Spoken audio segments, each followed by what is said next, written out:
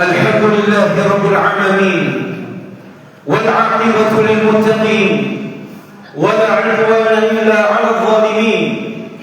أشهد أن لا إله إلا الله وحده لا شريك له إله الأولين والآخرين، وأشهد أن محمدا عبده ورسوله المبعوث رحمة للعالمين.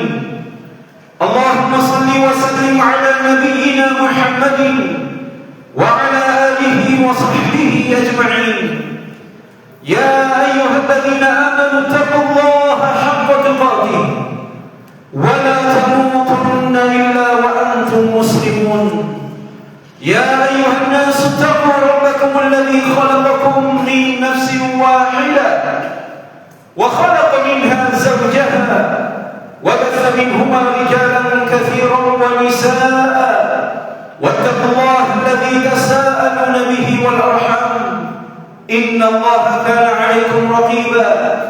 يا أيها الذين آمنوا اتقوا الله وقولوا قولا سديدا يصلح لكم أعمالكم ويغفر لكم ذنوبكم، ومن يطع الله ورسوله فقد فاز فوزا عظيما. أما بعد، فإن أصدق الحديث كتاب الله، وخير الهدي هدي محمد صلى الله عليه وسلم، وشر الأمور محدثاتها، وكل محدثة بدعة، وكل بدعة ضلالة، وكل ضلالة في النار. أما بعد، معاشر المسلمين sidang jamaah Jumat rahimakumullah, di bulan Zulhijjah ini kita pasti akan senantiasa teringat dengan sosok Nabi di antara Nabi-Nabi Allah yang menjadi uswah hasanah, teladan yang terbaik untuk umat ini, yaitu Nabiullah Ibrahim alaihissalam. Puncak dari kekuatan yang telah dimiliki Nabi Ibrahim sebagai Nabi di antara Nabi-Nabi Allah, puncak ilmu dan kecerdasan serta berbagai macam kemuliaan-kemuliaan yang beliau miliki disebutkan oleh Allah Subhanahu wa taala dengan ayat yang singkat namun syarat akan begitu banyak makna dan pelajaran di dalamnya. Di dalam surah An-Nahl ayat 120, Allah Subhanahu wa taala mensifatkan beliau. Allah mengatakan, a'udzu billahi minasyaitonir rajim. Inna Ibrahim kana ummatan qanitan lillah hanifan wa lam yakun minal musyrikin. Sesungguhnya Ibrahim itu adalah ummah. Allah mengistilahkan dengan istilah umat. Hanifan, beliau adalah pribadi yang lurus. Walam yaku minal musyrikin, qanitan lillah, taat kepada Allah. Hanifan, kemudian dia lurus sebagai hamba Allah dan tidak pernah sekalipun melakukan perbuatan-perbuatan kesyirikan. Tidak disifatkan Allah menjadi bagian dari orang-orang yang terjerumus dalam perbuatan kesyirikan. Itulah Nabi kita, Nabi Ibrahim alaihissalam. Allah Subhanahu wa ta'ala di dalam ayat ini, pada awal ayat ini, menjelaskan bahwasanya Nabi Ibrahim itu satu orang, tetapi kekuatan beliau, kemampuan beliau disamakan oleh Allah Subhanahu wa ta'ala dengan satu umat. Inna Ibrahim kana ummatan, satu orang, tetapi Allah mensifatkannya sebagai satu umat. Dan umat itu adalah sekumpulan dari banyak manusia. Umat Nabi Muhammad, umat Nabi Musa, umat Nabi Ibrahim dan seterusnya. Umat, Allah mengistilahkan Nabi Ibrahim yang satu orang itu dengan istilah umat. Seakan-akan Allah ingin memberikan pelajaran yang begitu mahal di dalamnya. Dan para ulama kita jamaah sekalian menyebutkan bahwasanya kenapa Nabi Ibrahim dikatakan sebagai satu orang tetapi dikatakan sebagai satu umat? Karena di dalam pribadi Nabi Ibrahim terkumpul begitu banyak sifat-sifat kebaikan.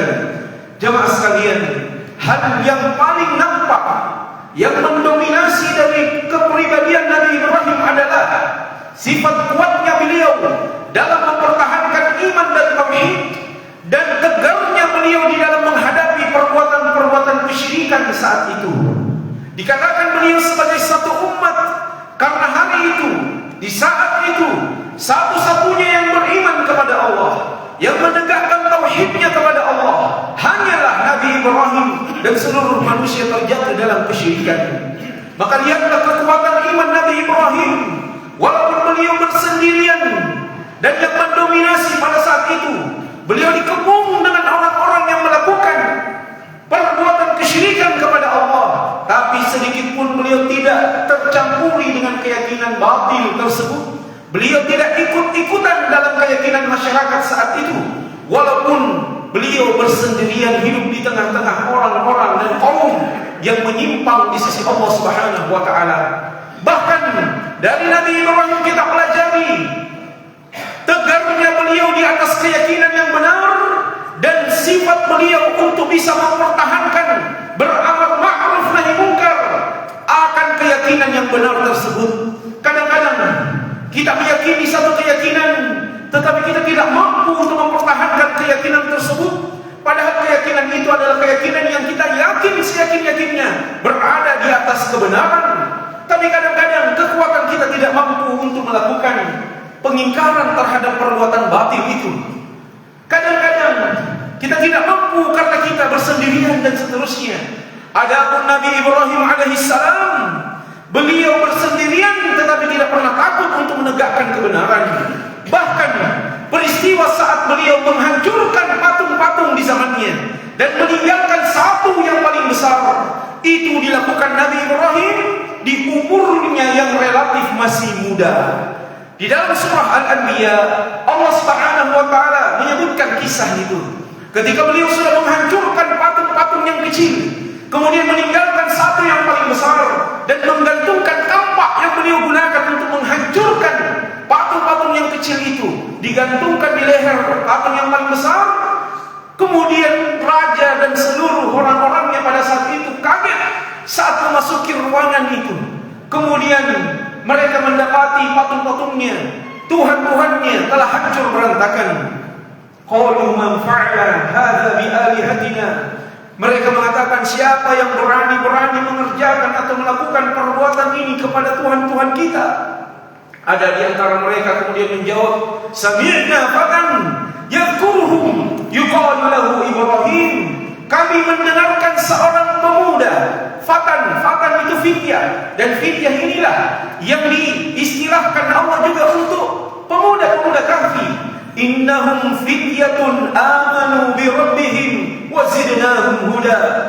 Pemuda-pemuda kahfi itu Allah katakan mereka adalah pemuda-pemuda yang beriman kepada Tuhannya, maka kami tambahkan petunjuk kepada mereka.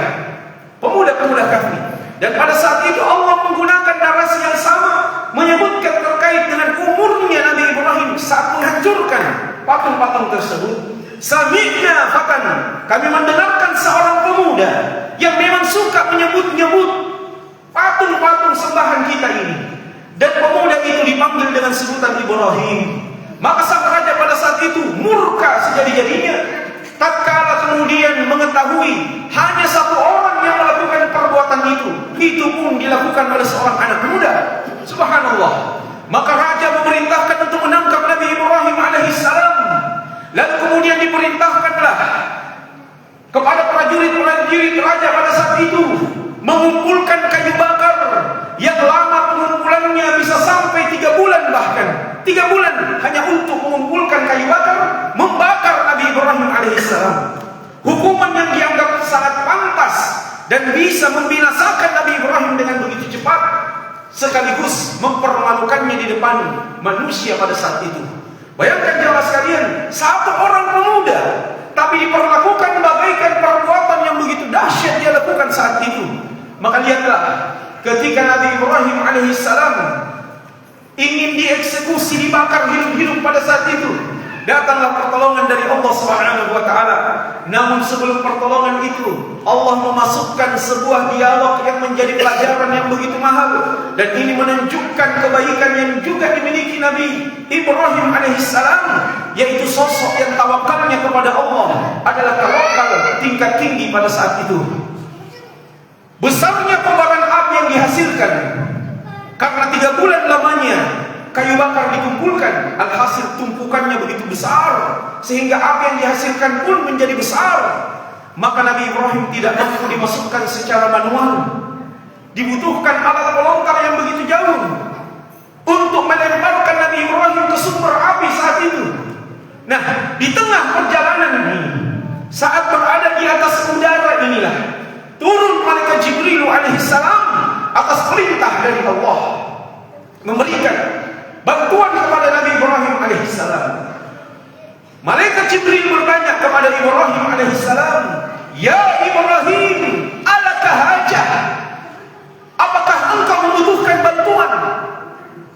Kalau kita berada di posisi Nabi Ibrahim, tentu sangat dibutuhkan bantuan. Tetapi disinilah pelajaran mahal itu keluar dari sosok Nabi Ibrahim alaihissalam. Beliau menjawab dengan mengatakan, "Amma laka ya Jibril fala." Bantuan darimu wahai Jibril, saya tidak butuh. Tetapi kepada Allah, fa huwa a'lamu bihali. Saat ini Allah yang jauh lebih mengetahui kondisi saya. Hasbi Allah wa ni'mal wakil. Kemudian Nabi Ibrahim mengeluarkan kalimat hasbi Allah wa ni'mal wakil. Cukuplah Allah sebaik-baik penolong untuk saya. Maka jemaah sekalian, Nabi Ibrahim masuk ke dalam kobaran api yang dahsyat itu. Beliau masuk dalam kobaran api yang dahsyat itu dan tidak mengambil pertolongan dari malaikat Jibril alaihissalam. Tetapi lihatlah cara Allah menolong hambanya yang langsung minta pertolongan kepada Allah dan tidak melalui perantaraan makhluknya yang lain, termasuk malaikat Jibril. Allah berfirman kepada api, "Qulna ya naru kuni bardan wa salaman ala Ibrahim." Kami katakan, wahai api, menjadi dinginlah dan penyelamatlah bagi Ibrahim. Subhanallah. Padahal kata para ulama kita, Allah bisa saja menurunkan hujan yang lebat, hujan yang lebat untuk memadamkan kobaran api itu. Allah bisa saja memerintahkan makhluknya yaitu angin memporak-porandakan kayu bakar tersebut sehingga titik mendaratnya Nabi Ibrahim selamat dan tidak di titik api. Bisa saja. Atau pada saat di udara Nabi Ibrahim ditiup dengan angin, dialihkan ke tempat yang lain saat jatuh. Bisa saja. Tapi para ulama mengatakan karena Nabi Ibrahim langsung minta pertolongan kepada Allah, maka Allah pun langsung menolongnya tanpa perantara dari makhluknya Allah. Dan disinilah kita belajar kenapa Allah mengatakan Inna Ibrahim kana ummatan. Ibrahim itu satu orang, tapi sebanding dengan satu umat. Barakallahu li wa lakum fil Qur'anil azim wa nafa'ani wa iyyakum bima fihi minal ayati wa dzikril hakim wa taqabbal minni wa minkum tilawatahu innahu huwas sami'ul 'alim.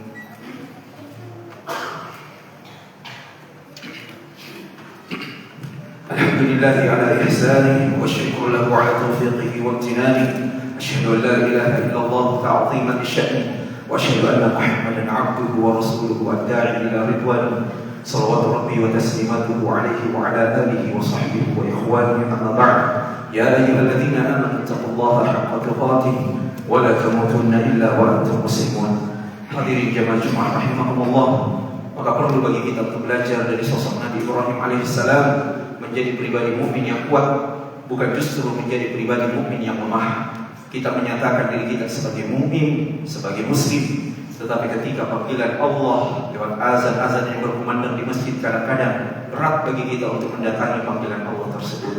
Salat Jumat seperti yang saat ini kita hadiri bukan salat Jumat kok saja di dalam Islam aturannya, tetapi khutbah yang bagian dari rukun. Sayang sekali kalau kita hanya begitu fokus pada salatnya, tapi tidak fokus pada khutbahnya. Padahal khutbah dan salat satu rangkaian yang tidak dipisahkan dalam hukum fikih. Silahkan kita buka internet dan membaca penjelasan hukum syariat terkait dengan persoalan itu. Sehingga jamaah sekalian yang dimuliakan Allah, mari coba kita buktikan iman kita kepada Allah. Seberapa besar pekerjaan yang kita lakukan selama ini, sehingga kadang-kadang kewajiban dari Allah itu kita lepaskan begitu saja hanya untuk mengejar pekerjaan-pekerjaan duniawi kita.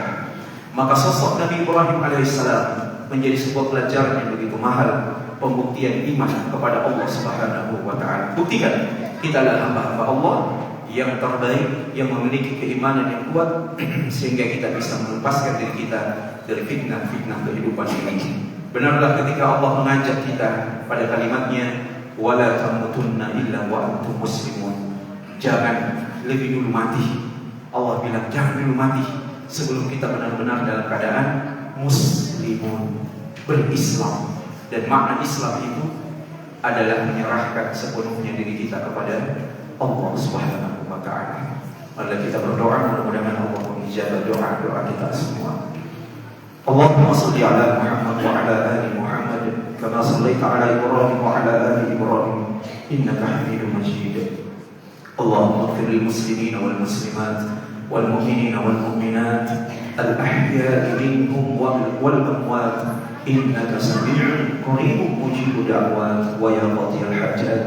Rabbana zalamna anfusana wa in lam taghfir lana wa tarhamna lanakunanna minal khasirin. Rabbana hab lana min azwajina wa dhurriyyatina qurrata a'yun waj'alna lil muttaqina imama. Rabbana la tu'akhidhna in nasina aw akhtana. Rabbana wa la tahmil 'alaina isran kama hamaltahu 'ala alladhina min qablina. Rabbana wa la tuhammilna ma la taqata lana bih wa'fu 'anna waghfir lana warhamna anta maulana fansurna 'alal qawmil kafirin. Rabbana atina fid dunya hasanah wa fil akhirati hasanah wa qina 'adzaban nar.